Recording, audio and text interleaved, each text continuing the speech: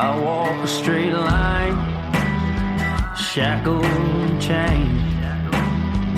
Oh, gruesome Gertie is calling my name. There is no mercy in this penitentiary. Just ask the Hill String Gang, or Angola 3. I'm here for life, I'm here to die.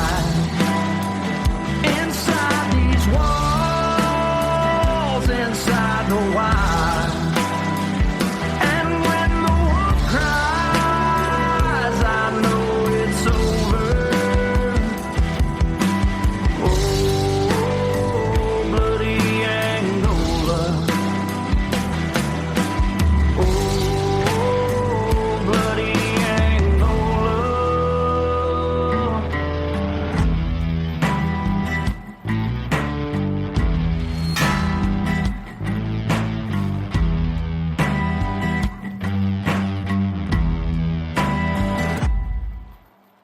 Hey everyone, welcome back to Bloody Angola, a podcast 142 years in the making, the complete story of America's bloodiest prison. I'm Jim Chapman. Woody Everton cannot make today's show. He is currently on a project, so we're going to make it happen today solo. And look, one thing we get a lot here on Bloody Angola podcast are questions, and we love that. And we get so many of those questions, we can't answer them individually as often as we would like to. We try to release episodes every now and then that answer questions. And today I've got something I think you're really going to enjoy. I really enjoyed researching this, and it's going to encompass a few different topics. We're going to talk about the most dangerous females in the history of incarceration, in the history of prisons. We're going to talk about the most dangerous prisons themselves in the United States. And we're going to talk about the most dangerous male prisoners. I picked a couple of those that right now currently are as feared as they come. And I think you're going to really enjoy this episode. So we're going to jump right into it. I'm going to talk about the most dangerous prisons in the United States currently. And every now and then these polls will come out and it will actually rate prisons based on a bunch of different criteria. How many deaths have they had? How many hospitalizations have they had? What is, are they notorious? Are they known for being a dangerous prison like Angola? And so we're going to cover those that have been released recently. And number 10 on that list is Holman Correctional Facility. And Holman Correctional is located in Escambia County, Alabama. And Holman is actually blessed with two frightening nicknames. One is the Slaughterhouse, and the other is the House of Pain. And it really deserves the nicknames. I mean, they have regular stabbings. It's nothing for that to occur at that prison, to both other inmates and to correctional officers. In terms of Holman's most high-profile prisoner that they've had, it would go to the late Bobby Frank Cherry, who was a member of the KKK. And he also carried out the horrific 1963 16th Street Baptist Church bombing that was nationally known and sadly, tragically killed 4 African-American girls. So Holman County Correctional Facility in Alabama is number 10. And I'm going to get a lot closer to home here with number 9, and that is Orleans Parish Prison. And as far as a jailhouse is concerned, Orleans Parish Prison has as many violent prisoners as you could think of. Violence reigns supreme at Orleans Parish Prison. Correctional officers there, they're notorious for just kind of ignoring incidents that occur. Believe it or not, between 2006 and 2014, Orleans Parish Prison saw 44 deaths among inmates. And number 8 on our list would be the Pelican Bay State Prison. Now, this California prison is heavily criticized, but there's no denying the state experiences some of the worst gang violence in America. The fact is, y'all, in California, all the prisons are kind of controlled by gangs. A little bit different here in Louisiana. Angola doesn't really have gangs. They don't really have, like, you don't hear a lot about Aryan Brotherhood. I don't even think it exists in Angola. You don't hear a lot about Bloods and Crips, although I'm sure there's members that are in Louisiana State Penitentiary. In California, everything's broken up by race and by gangs. So some of the most notorious gang members are sent to Pelican Bay State Prison to carry out their sentences. And many think that's one reason why Pelican Bay has an ongoing problem with violence, but the setup of the prison is also to blame. Pelican is divided into two, with the most dangerous inmates kept in the security housing unit. The building has no windows and prisoners stay in their cells 22 hours a day. And number 7 on our list, Rikers Island. Now, certainly this is one of the most notorious prisons in the world. You've heard of Rikers Island. It's located near the Bronx in New York, and it has a pretty long list of notable inmates.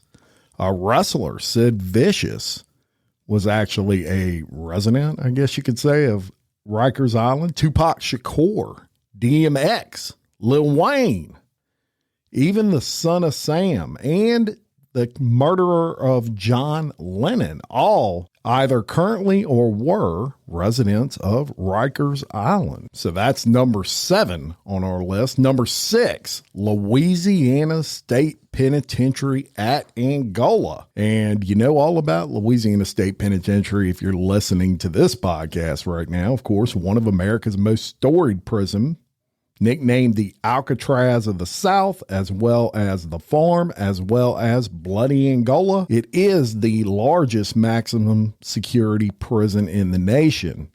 It's the epitome of what you would think of as a chain gang prison.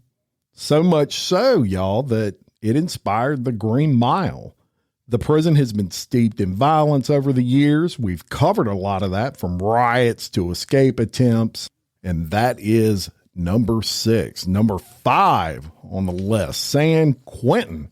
San Quentin is the oldest prison in the state of California. It's also California's only prison to house death row for male prisoners. A lot of people don't know that, but there is only one prison in California that has a death row. And of course, California having changed so much over the years, now, they're totally against the death penalty. The majority of that state, certainly all the legislators. So I don't even know if they need that one. But San Quentin has its own gas chamber. Although since 1996, all executions have been carried out by lethal injection. And there's a lot of infamous criminals that either currently or in the past called San Quentin their home. Charles Manson, for example. The freeway killer, William Bonin, is another one. And San Quentin is known for chronic overcrowding and major understaffing, as well as, it's typical of all California prisons. They got a gang problem over there. And how about number 4 on that list? Folsom State Prison. Way back in 1955, y'all, Johnny Cash sang Folsom Prison. A classic for all the Johnny Cash fans out there. I know I'm one of them. And he made it famous, right? But it had big problems. He brought attention to the inmates there back in the mid-50s and the conditions they were suffering from, which were similar to Angola. But the primary problem with Folsom, especially back then, was the overcrowding. I mean, they had hundreds of inmates over their capacity at Folsom. It actually was known and is an absolute fact that it was the most populated prison in the country at one point, and it is still number 4 on that list. Number 3, Sing Sing Correctional Facility. Now, this prison is one of the most death-ridden prisons in America. Sing Sing's electric chair is called Old Sparky. Every state has a nickname for their electric chair, right? We've got Gruesome Gertie here, Old Sparky at Sing Sing. And that particular electric chair has executed over 600 men and women, including convicted espionage criminals Julius and Ethel Rosenberg, as well as a serial killer and cannibal known as Albert Fish. And Woody did an episode on Fish recently. The son of Sam also called Sing Sing home, as did Ruth Brown Snyder, Gary Evans, and bank robber Willie Sutton. Some have tossed around the idea of turning Sing Sing's original cell block, which was built in 1825, into a museum, which would probably be a good idea. I'm sure it would maybe it'd make some money. They can clean that prison up a little bit, but it's number 3 on our list right now. And number 2, Attica Correctional Facility, always been known for its poor conditions, riots. Attica probably has more riots per capita than anywhere in the country. Terrifying inmates over there. We've even done a past episode where we talked about riots and specifically brought up one of the most famous riots of all time, which occurred at Attica. That was in 1971, where 43 people died, including 10 correctional officers. And violence inside that prison is so bad, even today, that the state installed a tear gas system that covers several of the large areas in the prison. Some of the notorious prisoners at Attica include El Sayed Nosara, the 1993 World Trade Center bombing terrorist, Sam Melville, also known as the Mad Bomber, and New York mobster Eddie the Butcher. And the number one most dangerous prison in the United States currently, and if you know anything about prisons, and we haven't mentioned this one yet, you can probably guess it, ADX Florence. Of course, ADX is in Colorado. It is the United States Penitentiary. It is what's known as a supermax prison, and it houses the worst of the worst. Timothy McVeigh, the Oklahoma City bomber, Robert Hansen, and he's dead now, but he was the Soviet spy who sold out the United States and was an FBI agent. He was housed there. Al-Qaeda 9/11 architect Zacharias Moussaoui, Boston Marathon bomber, is housed there. The Unabomber, also dead now, but Ted Kaczynski was housed there. And at ADX, the prisoners are confined 23 hours every day in a cell. And they got some great documentaries on ADX. And I also released a bonus episode on ADX a good while back, and it's still on the Bloody Angola Patreon page. So that is your top 10 most notorious prisons. We get a lot of questions about other prisons in the United States that are really dangerous and notorious, and hopefully that'll give you a little more information on that. So we're going to move on. How about America's most notorious female criminals? We talk about a lot of male criminals on here. We've talked about some females, but we haven't really gotten into depth on female prisoners because outside of a short time, they weren't housed at Angola.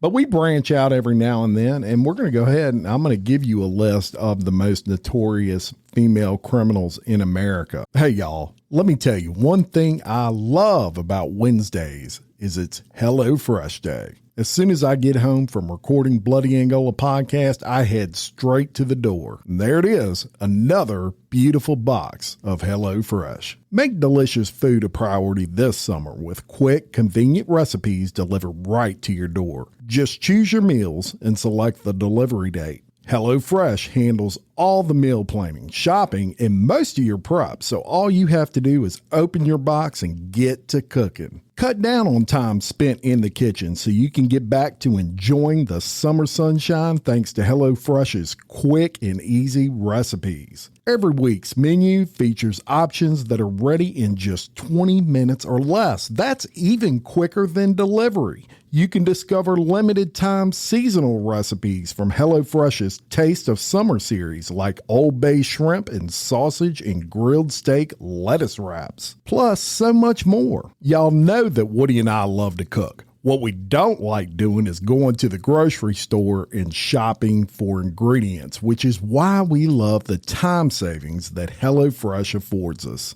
Regardless of whether I'm in the mood for Italian, some spicy Tex-Mex, or even a good old-fashioned burger, HelloFresh always has what I'm craving, and I love that. Check out those cheesy Monterey Jack burgers and you can thank me later. Go to HelloFresh.com/BloodyAngola-apps for free appetizers for life. One appetizer item per box while subscription is active. That's free appetizers for life at HelloFresh.com/BloodyAngola-apps. HelloFresh is America's #1 meal kit. Knowing how to speak and understand a new language can be an invaluable tool when traveling, meeting new friends, or just even to master a new skill. But it's not always simple when you're bogged down by textbooks and structured classes. That's why so many people trust Rosetta Stone. Rosetta Stone is the most trusted language learning program, available on desktop or as an app. It truly immerses you in the language you want to learn, like Spanish, French, Italian, Chinese, and more. You won't just be studying English translations. The Rosetta Stone intuitive process helps you pick up a language naturally, first with words, then phrases, then sentences.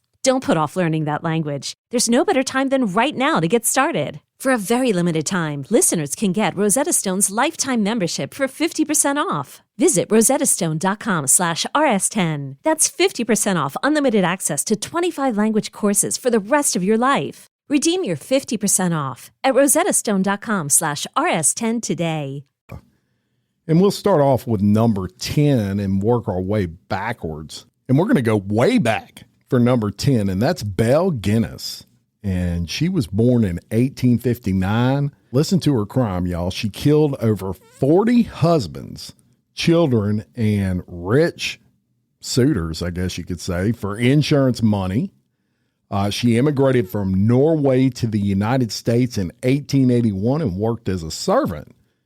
So she marries a man in Chicago in 1884, and together she and her husband, they ran like a candy store and a bakery.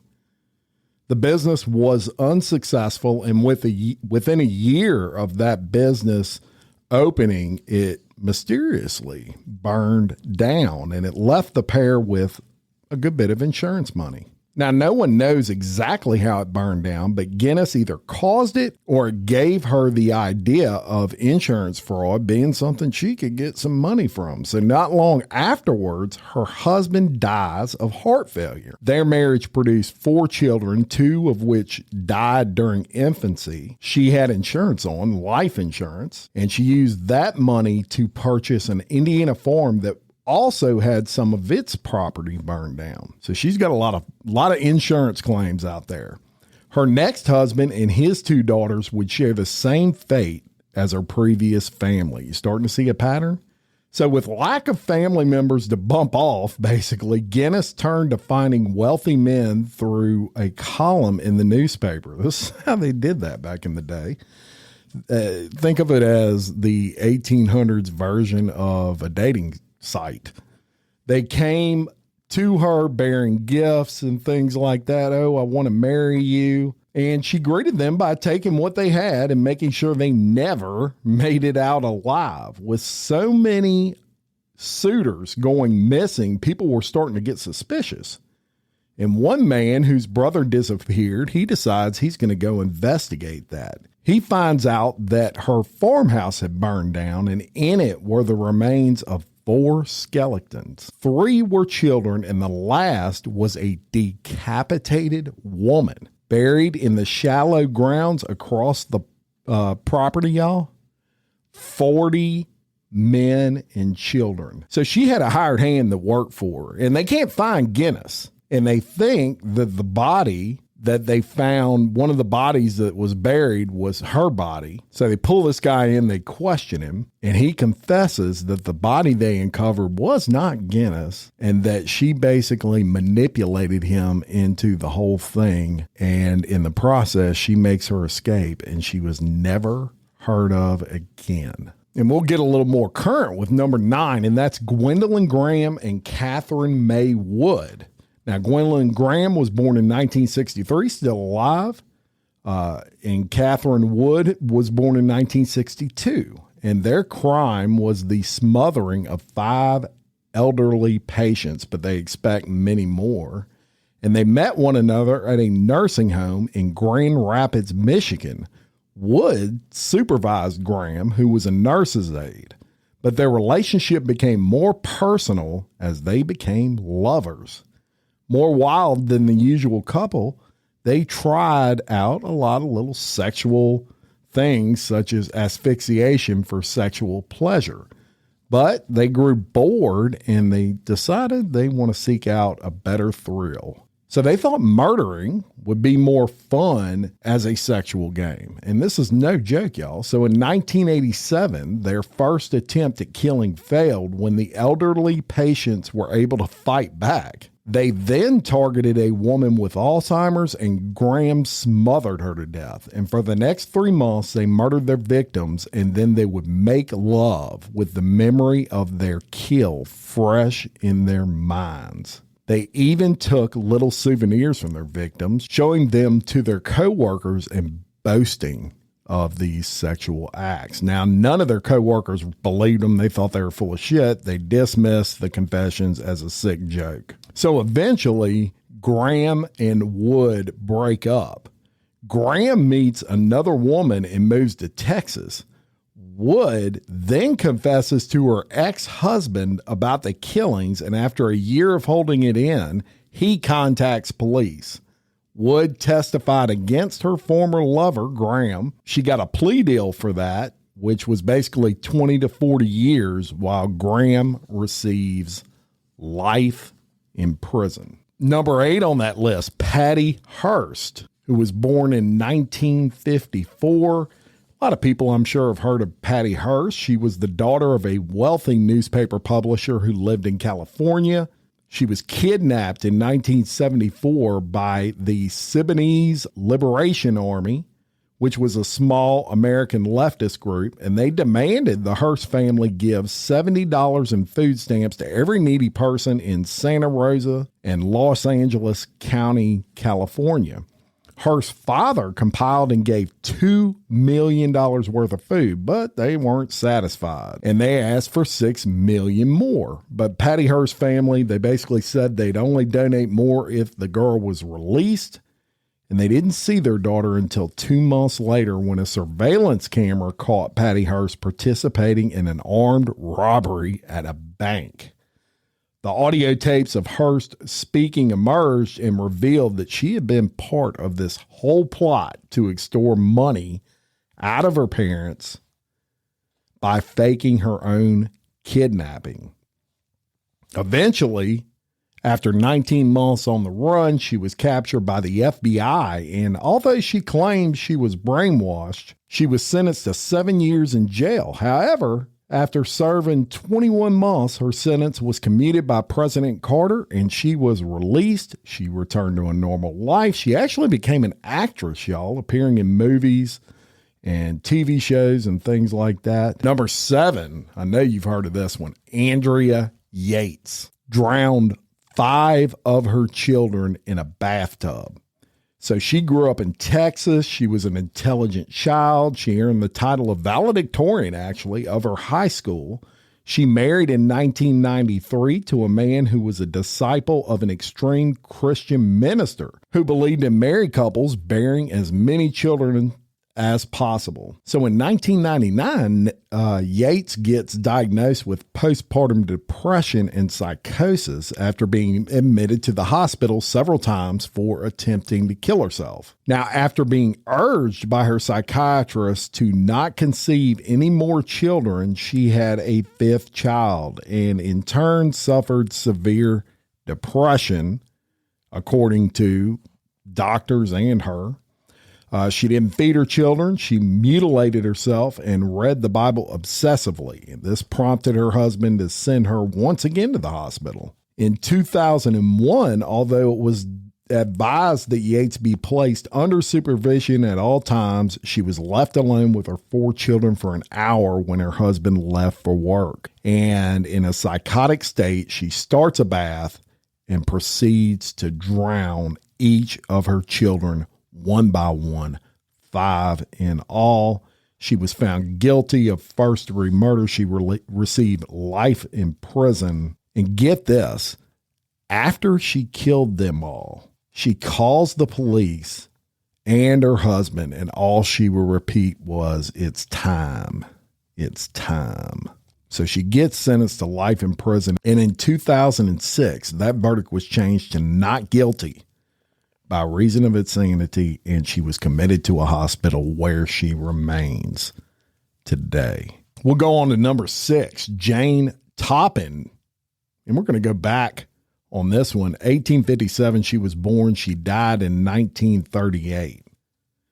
Now, with her mother dying during infancy and her father committed to an insane asylum after trying to stitch his eyelids together, young Jane Toppin, she gets adopted. Unfortunately, her father's unstableness would be a trait Toppin and her sister would share. After being dumped by her fiance, her behavior became more erratic, but it stabilized as she became a student nurse way back in 1880.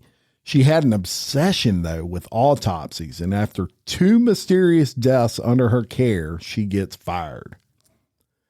So she starts her own business being a private nurse. She would basically work inside these homes as a private nurse all over the Boston area. Now, a few patients survived her care, but eventually she was found guilty of killing 2 infants, although it's believed she killed 11 to 46 children. Let's go to number 5, Nanny Doss. She suspected of poisoning 8 to 11 of her husband's children and relatives in order to collect insurance money. Man, some of these ladies like that insurance money. She was born in Alabama and she grew up working on a farm under her strict and controlling father.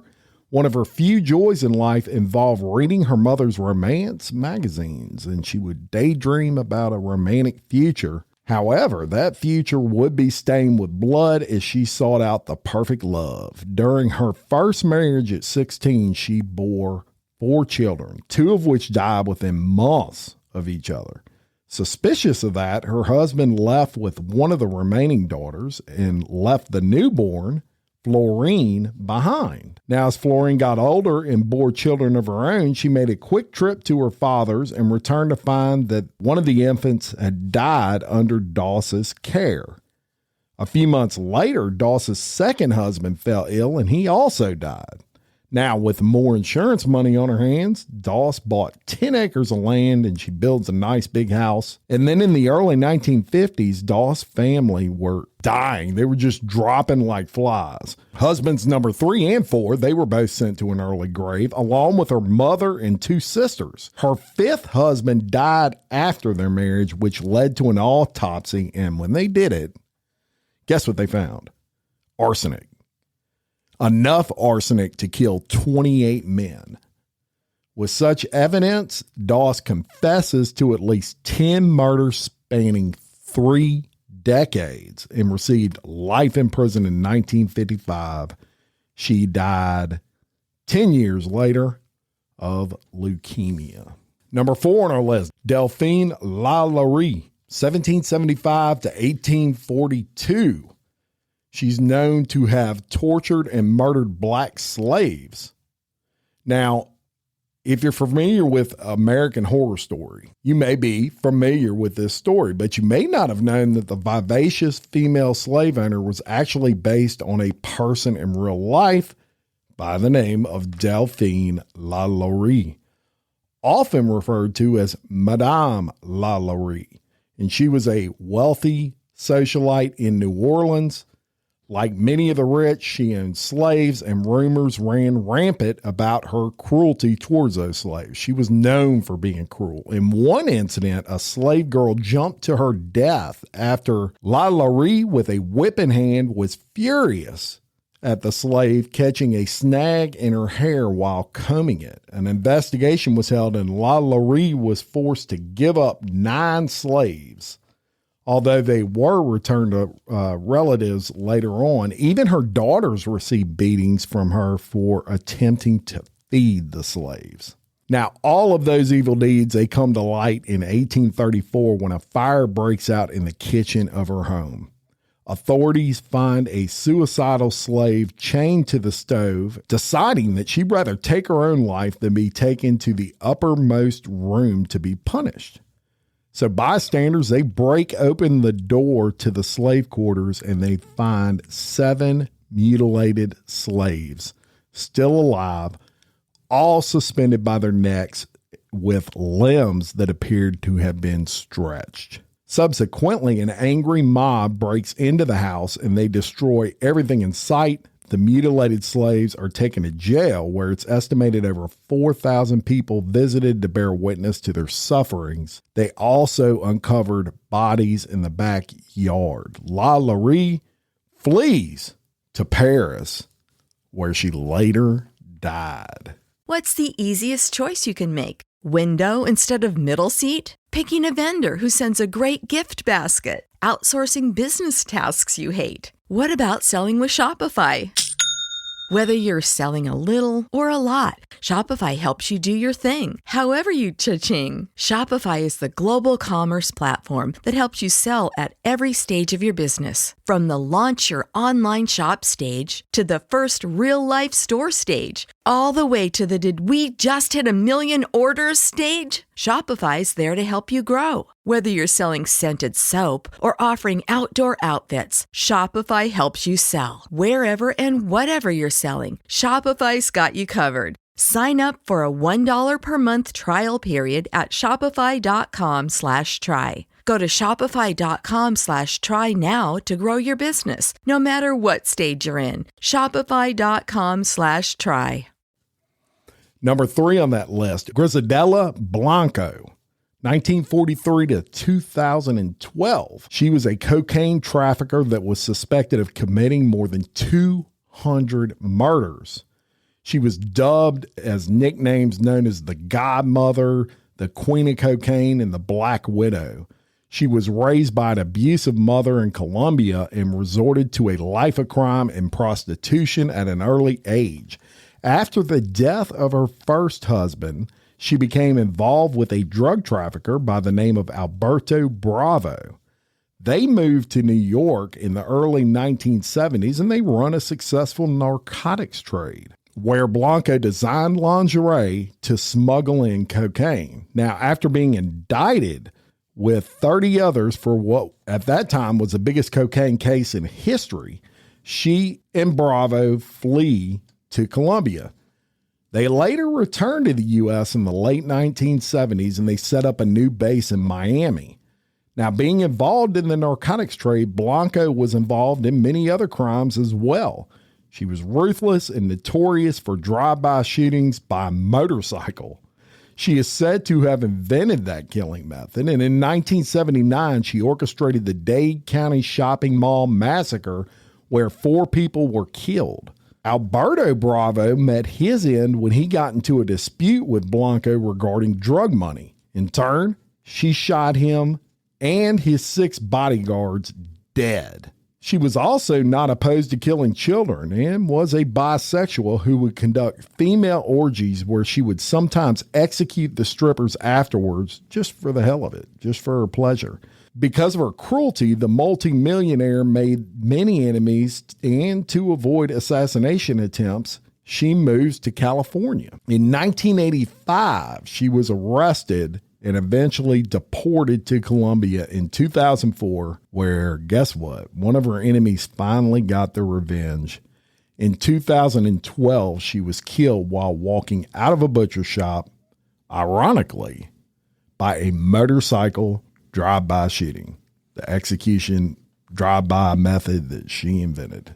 Number 2 on that list, Janine Jones, who is still alive, born in 1950, and she was found guilty of killing 2 infants, although they think it's possible she may have killed up to 46 children. She was a pediatric nurse in Texas, and she was what you would call dramatic. She loved being put in life and death scenarios where she would save children and be praised as a hero for her actions. Now, these children would be injected with various medications to make them gravely ill, and unfortunately, many of them would not survive long enough for Jones to quote-unquote save them. So much so that the first hospital that she worked for noticed there was an alarming death rate of children under her care, and they forced her to resign. It was at her next job that her crimes would be discovered. That hospital began noticing a number of children having breathing problems and other strange illnesses, and although they weren't fatal, it raised an eyebrow. However, when a 14-month-old by the name of Chelsea McLennan was brought to the hospital for regular shots, right? Mumps, measles, that sort of thing. She dies of a heart attack, and suspicions started to rise even more. So the media gets wind of this. They start reporting on it. And when the autopsy comes out, they discover some drugs in that baby's system that should not be there and had no reason to be there. And of course, they charged Jones with murder. She was also convicted of attempted murder when they found medication in another child's system that actually lived. And she now is currently serving a 99-year prison sentence. She actually came up for parole in 2017, but of course that was denied. So who you think's number 1 on this list? I've covered all these females, and I bet there's one out there that you're like, you hadn't talked about this lady yet. Well, I'm going to talk about her right now. Number 1 on our list of America's most notorious females, Aileen Wuornos, 1956 to 2002. Now, she was found guilty of killing 6 men between the years of 1989 and 1990. And of course, many of you have probably seen that movie if you're a fan of true crime, but Aileen Wuornos had a pretty tragic childhood. She had been abandoned by her mother and was raised by her grandparents. Her father was an accused child molester. He hung himself in prison. And Wuornos, after she was in prison, claimed that her grandfather sexually abused her growing up. At the age of 15, she was thrown out of the house and lived in the woods. She prostituted herself in order to survive. She then hitchhiked to Florida. And at age 20, she married a guy by the name of Louis Fell, who was a 69-year-old yacht club owner. The marriage only lasted 9 weeks and ended with a restraining order against her. 10 years later, she met the love of her life, a female by the name of Tyria Moore, a hotel maid that would become her partner in crime. Now, since Wuornos' meager income was not enough for the couple to survive on, they took to murdering Wuornos' clients, her Johns, and robbing them. She shot 6 victims, and police found bodies in various areas of Florida. And this was within a very short period of time. She also killed another man, but his body was never found. Instead, witnesses identified her and Moore driving the victim's car, and his items were found at pawn shops, and those items had fingerprints linking them to Wuornos. She was arrested in 1991 and eventually put to death in 1992. I'm going to give you one more for today, and that is the 10 most dangerous inmates in the world, because we get asked that a lot. What are inmates outside of Angola that are considered really dangerous currently, and what are some throughout history that were the most feared? We're going to start out with number 10 on this list, and that is Dennis Rader. Dennis Rader, if you're not familiar with the name, you're certainly familiar with his calling card, the BTK Killer, bind, torture, kill. In a 17-year period between 1974 and 1991, Dennis Rader killed 10 people, consisting of 4 members of a family and 6 women. Now, much like the Son of Sam, Rader would send letters and poems to police and media. And after his final murder in 1991, that case went cold. They had no idea who this guy was, and it went cold for a long time. But Dennis Rader screwed up. In 2004, he decides he's going to resume communication with the media. He couldn't stand it, right? He started sending packages to him, proof that he was the BTK killer. He would send pictures and things like that. Bound dolls. He would actually send dolls to the media, tied up like he would tie up his victim. And police started investigating again. And in 2005, they arrested BTK, and he is currently serving 10 consecutive life sentences. That's number 10 on our list. Number 9, Charles Bronson. And nope, not the Charles Bronson you're thinking of. This one is known for being a violent prisoner more than anything else.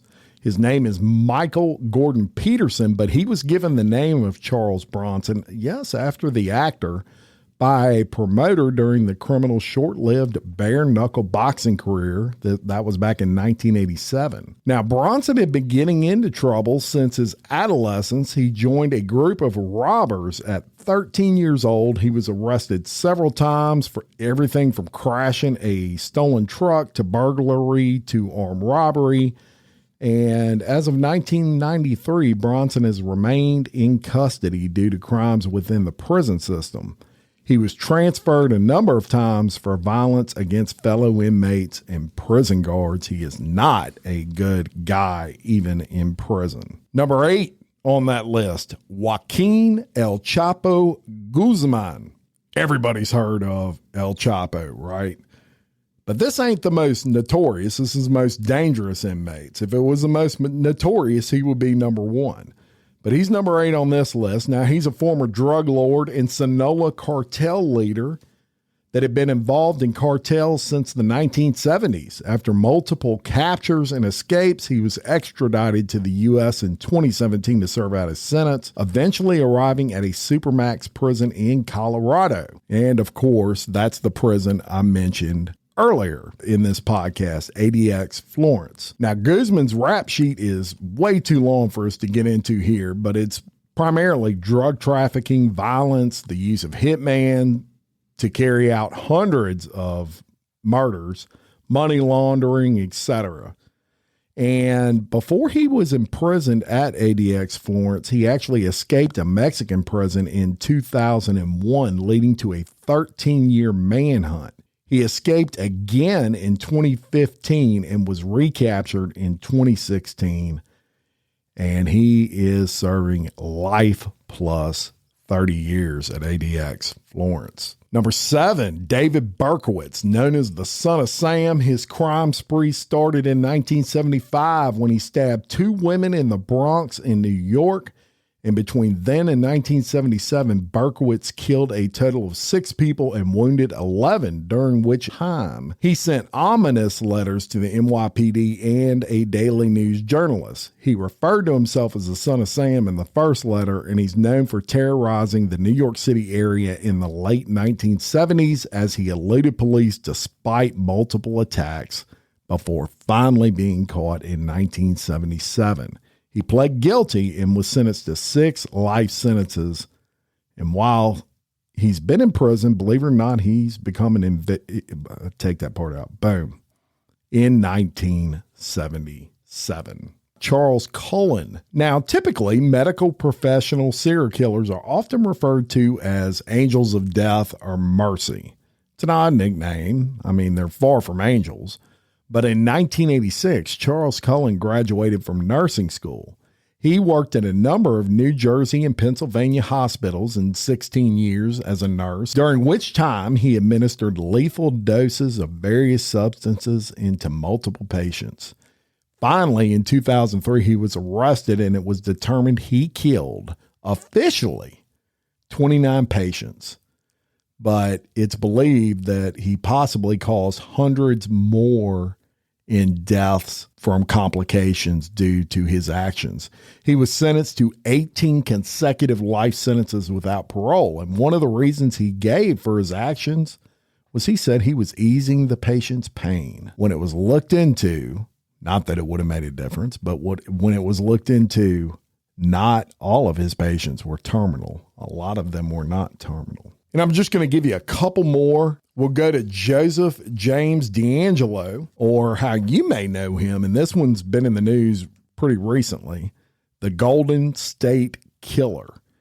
D'Angelo is the perpetrator of an alarming amount of crimes. In fact, Golden State was the 9th pseudonym awarded him by the media. Between 1974 and 86, D'Angelo murdered 13 people, assaulted over 50 women, and committed around 120 fucking burglaries. After 1986, that case went cold, and it remained cold for what seemed like forever until genetic genealogy and incriminating DNA evidence led to D'Angelo's capture in 2018 at the age of 72. He was eventually charged with 13 counts of first-degree murder and 13 counts of kidnapping, all to which he pled guilty. And get this, he was a police officer for a brief period in the 1970s. He's currently serving life without parole. And I'm going to go ahead and give you what is considered the most dangerous inmate in the world currently. His name is Jason Barnum, and he's known as Eyeball. And it's not too hard to see why. Google Jason Barnum when you get a second. Barnum's right eye is tattooed black. And I'm not talking the eyelid, I'm talking the eyeball. And he has an eyeball tattooed on his forehead. He was a serial burglar, and he was found hiding in a hotel in 2012 and opened fire on 2 police officers. He wounded 1. He was subsequently arrested and sentenced to 22 years in prison. That was in 2015, with charges including attempted murder as well as car theft and burglary. And he claimed to have been doing so to fund his addiction to illicit substances. But Eyeball will get out of prison. He's not that old. But go Google him, and you'll see why he would definitely, if looks equal danger, he definitely would be at the top of anybody's list. Check him out, Eyeball. That's all I got for you today.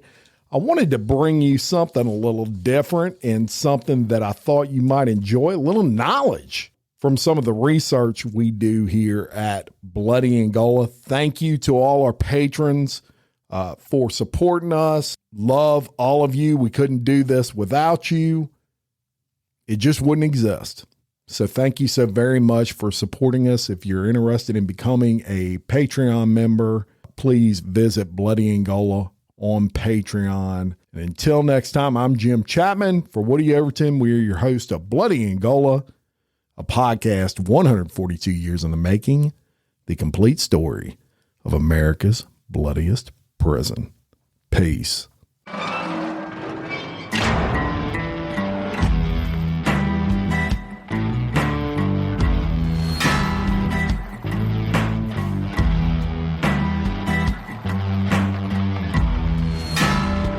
I walk a straight line, shackled and chained. Oh, gruesome Gertie